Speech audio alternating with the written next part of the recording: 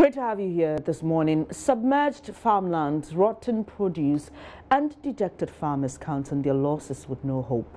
This is the current situation in the Upper East region after floods destroyed farms along the Whitewater Basin, almost 2 weeks after Burkina Bay authorities started spilling excess water from the Bagre Dam. Deputy Minister for Food and Agriculture, Dr. Sagri Bambangi, who has been on a tour of that region to assess the impact of the floods, has revealed that it is the worst disaster since 2007. JoyNews' Upper East correspondent Albert Sori has more. Acres of farmlands of rice, maize, beans, potatoes and many other crops have been lost to floods almost 2 weeks after authorities in Burkina Faso started spilling excess water from the Bagre Dam.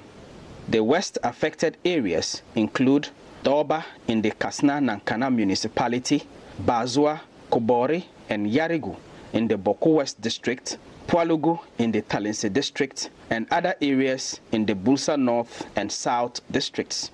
Some of the farmers in these areas have lost all their farms and have no way of recovering the investments they made at the beginning of the farming season. This time it went shoulder high and the plants are almost withered. So some may pick up, but it will take a long time for them to pick up. And the fertilizer we have put in is all wasted. We lost our rice, granite, maize, this our guinea corn, beans, so many crops that we've lost. So in fact we are really very, very sad. I'm farming about 30 acres of mango. I did about 30 acres of Wandata, and right now if you go there, the water has been able to travel and taking half of the farm. The government is doing its best by providing us subsidized fertilizer and giving us seed to plant. Then after that, maybe when we sell the seed back to the government, then they will deduct the cost of what they have given us. Officials of the Ministry of Food and Agriculture in the Upper East region have been speaking to JoyNews on the extent of devastation since the spilling of excess water from the Bagre Dam started. For the total region, we have rice, an estimated area of 954.4 hectares have been completely destroyed by the flood. And maize is 4,598 hectares. Number of communities that have been affected by this flood in the 9 districts that we are talking of, 65 communities. Even if a farmer is going to make an average of, let's say, 6 bags per acre, that is even the least. If a farmer is going to make that, multiply that by 900 and multiply it by 2.5, you will see the deficit that we are getting. Deputy Minister for Food and Agriculture, Dr. Sagri Bambangi, has been on a tour of the affected areas in the Upper East region to assess the situation and to encourage the affected farmers. The Deputy Agric Minister also had this response to the calls on government to construct a multi-purpose dam which can always drain the floodwaters around the Whitewater Basin. It was still at feasibility studies stage, and so the ministry is going to continue with these studies and also go for a design. It is after the design that funding can then be sought for. It is unclear for now if the Bagre Dam is still being spilled, but rainfalls have generally increased in the northern parts of Ghana in the last 2 weeks, further compounding the problem of floods and heightening fears that there could be food shortages in the coming year due to the destruction caused by the floods. For JoyNews, Albert Sori, reporting from Bolgatanga.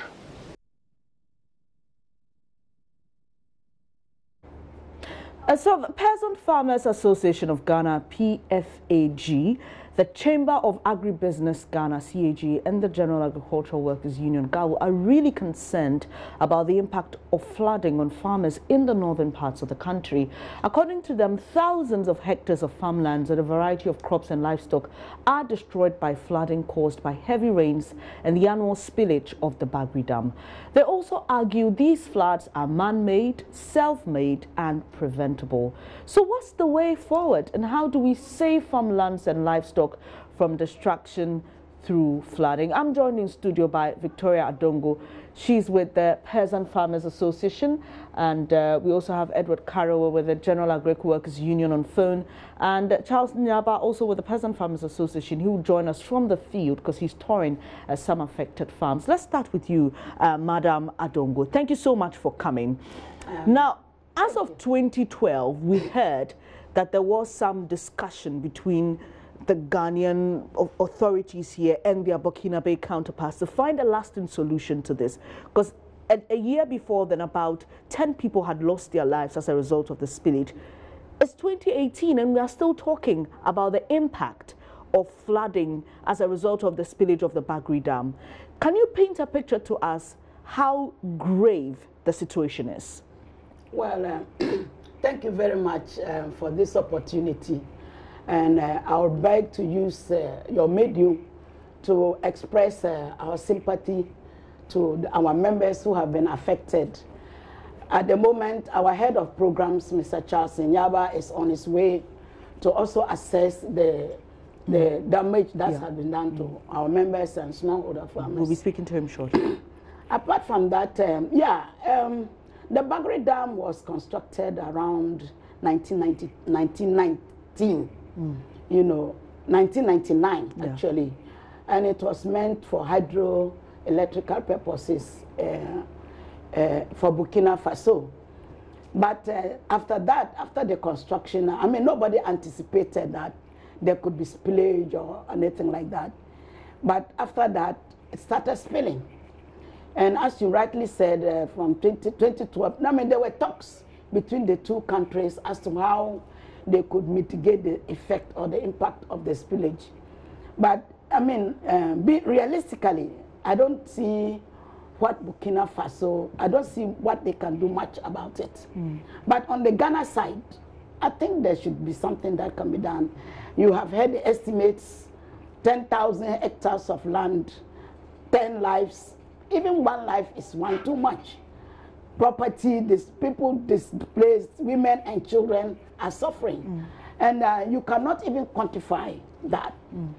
So, and as I said, on this part on our side in Ghana, there's a lot that we can do about. So you think we haven't done enough since then? No, I don't think so, because it looks like our governments often forget, you know, until the dam is spilled, then they quickly remember or react towards it.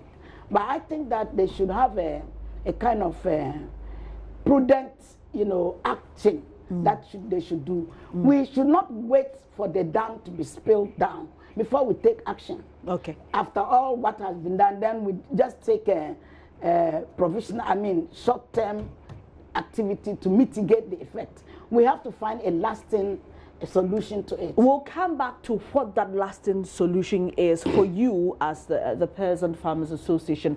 Let me ask you to hold on here. We'll speak to Mr. Karowe. He's the General Secretary of the General Agricultural Workers Union, and he joins us on the line. Thank you so much, Mr. Karowe. Hello, Mr. Karowe. Hello. Hello, Mr. Karowe. Great to have you here this morning. Now, have we attached the needed seriousness to this issue and how it affects our food security as a nation and the standard of living of our farmers? Let me say that it is given that the consequences to our farmers in terms of food security and then the country as a whole cannot be overemphasized, because we all know what it means when a life is lost. That one, anyone who attempts to quantify that probably may understate it. Over 10,000 hectares of land has been farms have been destroyed. Not only farm produce, other family properties have also been destroyed, livestock, and then the whole family source of livelihood for the whole year and beyond has been destroyed by the flood. So you can imagine the enormous havoc that has been caused not only to the immediate family, but to all of us as a country. So these are the issues that we need to think seriously about, that we cannot sit down and allow things that are preventable to continue to haunt us and destroy our lives. Mr. Kare, for some people who are not directly affected by this, so many of the people who live in the south may not be affected, can you explain to us why such people should take this issue very seriously? You know, today and yesterday, JoyNews or Joy FM, had an extensive discussion at Legon about the volatility of it and so on. And all the speakers are saying things that it appears no one knows exactly where the problem is. Now, what is happening to us here? If one says that what has happened in the north, or the failure of our government to construct the dams to capture water to service farmers for production and for domestic use, has led to this city depreciation, which all of us here are suffering from. Some people will not be able to see it.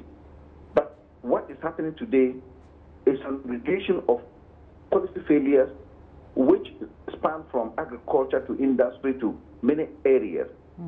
You know, so if you sit down here, for instance, let's take the river Volta. The Volta River, the founders of this country saw the need to dam that river to give us electricity. Now, if they had not done that, the floods in the south would have been heavier than it is now, because that dam has helped to hold water that would have had to be made to run on its own and go to anywhere it wanted. Now it has been directed and captured there. Now that is not enough. That was just the beginning, and it was for a purpose of not farming. But we could now proceed to develop some of the dams for farming, and there have been plans for that. Mr. Kare, yeah. Sorry, I'll come back to you about the possible impact on food prices on the market, even as these farms are destroyed. But let me go to Mr. Nyaba, who is also with the Peasant Farmers Association. Thank you so much for joining us this morning. You are on a tour. You're visiting farmers who've been affected by this spillage and flooding. What are their concerns? What are they telling you? Thank you, and thank you very much for the opportunity. Let me say good morning to all listeners. For now, I stepped out from Accra yesterday. We are currently in Tekima, visiting some few communities. We just finished with the Nkwayesu community, and then we are moving towards Kintampo. For the affected districts and communities, I've spoken to some of them. Sepeli is one of the communities. I'm even here with our national president going there. After that, I'll let him give you some few updates of his experience. But what we heard is that the spillage is still ongoing. The rains are also coming. There are a number of farmers who are stranded.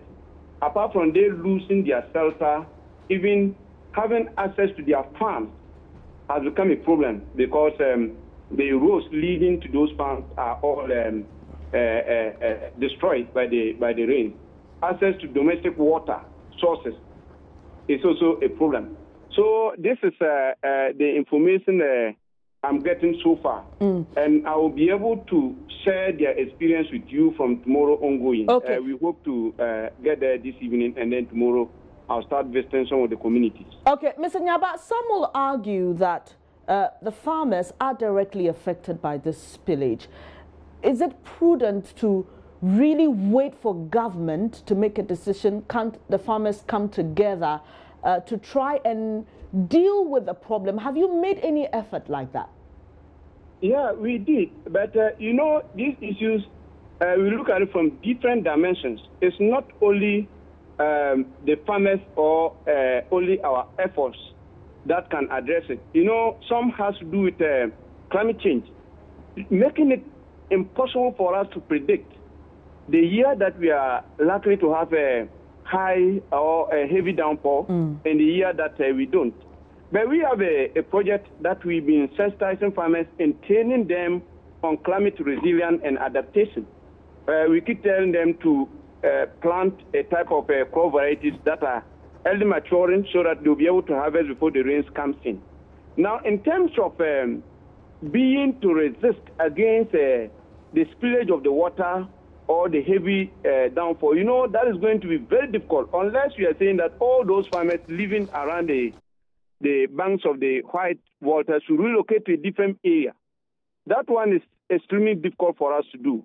But in our small way, we try to also support them in terms of just giving them basic support to be able to continue with their farming activities and then also to sustain themselves within the short period. But we think that the bigger responsibility lies on the government, whom our resources are invested on to protect people in the events like this. Nyaba, thank you very much. And let me come back to the studio. I would like okay. Give me 1 minute to let my national president share his experience, since he's also one of the persons who are affected by the situation, if you don't mind. Okay, can you tell us his name? He's with me. I'll just give the phone to him. All right. Hello. Hello, good morning, sir. Thank you so much for joining us this morning. This is Abdurrahman Mohammed, the National President of Peasant Farmers Association of Ghana. Okay, could you say that again, please? My concern is that actually a lot of farmers have been affected by this rain situation. And like he said, he mentioned Sebundi, which is in the Boku West, and then Akobore also, a lot of farmers there. Anybody who is traveling from Accra to Boku may know Akobore, because you have to pass there before you get to Boku. All those farms are being destroyed. 3 days ago, when I was traveling to Kumasi to attend a meeting, I realized that all those areas, the rice that we used to see, were covered with water. And it tells you that in 2 days' time, they will be rotten. Okay, those ones cannot. Sorry to cut in, but is this as a result of the spillage of the Bagre Dam or floods as a result of heavy rains? Because no. we want to. It is actually the Bagre Dam. Even though this year rainfall is so high than almost all the years, but every year it is destroying the farmers' farms. It is not only this year alone. You see? So it is happening almost every year. But this year is actually serious. Government has to actually come in to address the situation. All right. And as I'm talking to you, they will, if they want to tell the truth, they will tell you that all the roads in the northern region, the 3 northern regions this year, in fact, government has to tighten its belts.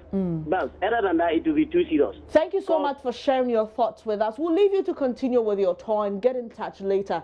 And you just had the president of the National Peasant Farmers Association and the programs and advocacy director sharing with us what they're experiencing on the ground. Let me come back to you because you have concerns, but you also seem to have proposals to government on what to do to solve this problem. Do you mind sharing some of them with us? Well, we are looking at immediate, something to mitigate what the farmers are going through. Right now, NADMO is out there trying to salvage some of the situation, but now NADMO is poorly resourced. So what we would expect the government right now to do is to quickly resource, put more money for NADMO to be able to deal with this. The second thing is that government should try to compensate the farmers as soon as possible. You cannot quantify the loss, but at least if they compensate something to the farmers, it will help them a lot. I heard you saying that the farmers, people are saying that the farmers should try to do something. Yeah, and the various associations come together to try and do something. That's an argument. This is water that is spilling down and running into farm lands. Can you finance, for example, we know that there were plans to have a dam at Palugu. There were plans to have dams in other places so that they could collect or receive the water that is spilled from the Bagre Dam. Would you want to pre-finance that as the Peasant Farmers Association? Would you want to at least commit to doing something so that you can help the farmers? That is, if government is still, you know, marking time on this. Well, you should understand that any structure, you know, any structural effort to mitigate this is highly capital intensive, and that may be beyond the capacity of farmer organizations. But on the ground, farmers are trying to see how they can even divert the water. You heard him saying that farmers were trying to reach their farms and they couldn't. So what they do is just temporarily divert the water and so that they can get access to some of the farms and salvage some of the crops. But having said that, you are asking about the proposals or suggestions that you have. Yeah. So what we are also saying, apart from compensating them, we are saying that they should find a permanent solution. I heard the minister talking about a multi-purpose dam. This suggestion had been on and on for years now. But now I think that the government should take some concrete action. There's some money that has been voted out from the budget for agriculture, 500 million, and there's loan from other sources like you mean the Ghana incentive-based salary system for agriculture? This is an emergency. So what they have to do is use some of that money to build that multi-purpose dam. Harness water. This water is not going to be spilling all the time. What we need to do is to harness some of that water and keep it against the dry season, where the rivers may even be drying up. Then you can open up that dam, make irrigation for the farmers to use. So I think that apart from just this immediate, actions that government is taking, trying to NADMO and all those things, we should actually think seriously about and look forward to a lasting solution. All right, I'll come back to you for your final words. Mr. Karaway, now we have been seeing water spilled from the Bagre Dam annually, but this time it's compounded because there are heavy rains. Are Ghanaians about to get hungry as a result of this situation we find ourselves in? Well, Ghanaians will get hungry, but you don't expect all Ghanaians to get hungry. Many people around this place who have got money to buy food will really be able to do so because apart from our domestic production, our country or market is also choked with imported foodstuffs. So some people will get hungry, particularly the farmers whose farms have been destroyed and they have not got the money to go and buy food. Certainly will get hungry, but it will not be every Ghanaian, particularly those who can afford. What about food insecurity? You spoke about the fact that we import a lot of food, and even that, like you mentioned, indirectly has an effect on our city because we need to convert money and all that. But generally, talking about food security, is that also threatened? Well, again, when you talk about food security, we now have to move away from the generalization of food security for the whole country to food security to various locations, communities. If 10 communities, there are 10 communities and 9 of them have got food security, and there's a community that has not got food security, we should zoom to that particular community. Okay. So there will be food insecurity for the communities that have been affected by the damage by the water, but there may not be food security challenges at the national level. And this is what we are talking about. Even though they may be few as compared to the entire population of this country. The essence of governance and development is to target those who are in need. Development is to serve need. So those people are in need. And that's why we are saying that, look, you may give them an immediate need like providing them with food and the rest, but that is not the solution. We need a permanent solution. And the permanent solution is the construction of the dams. But you see, unfortunately, it appears to us that that is not the priority of the government now, because 500 million Ghana cedis is put as a security for banks who will lend to farmers who are unable to pay. They could go there to redeem their money. If this 500 million Ghana cedis had been voted for a construction of one of the big dams up there, and it takes 1 year, 2 years to construct that dam, then we'll be solving the problem going forward. The next 5 years, the next 10 years, we'll not come and be talking about something that we ought to have done. Okay, so thank you very much. To do. Thank you very much, Mr. Kare. Really appreciate you sharing your thoughts with us. So finally, to you, Madam Agongo, basically just something for all of us to ponder as we look at solving this problem. Your final words. Well, my final words is that, you know, it is even a setback. And I read the minister bemoaning that more than 10,000 hectares of land of planting for food and jobs, you know, have been affected. So if the government realizes the impact of this on the planting for food and jobs, I think that it is just in order that the government should take immediate steps. All right. Immediate steps, permanently, not you know, permanent, you know, solution to this. And, okay. And as they are talking about a multi-purpose dam, they should just start. Thank you very much for your time this morning. Victoria Adongo is with the Peasant Farmers Association. Earlier you heard General Secretary of the General Agric Workers Union, Mr. Karwe. We also had Mr. Nyaba with the Peasant Farmers Association talking about the impact of the spillage of the Bagre Dam on farmers in the 3 regions of the north. We'll bring you more on that.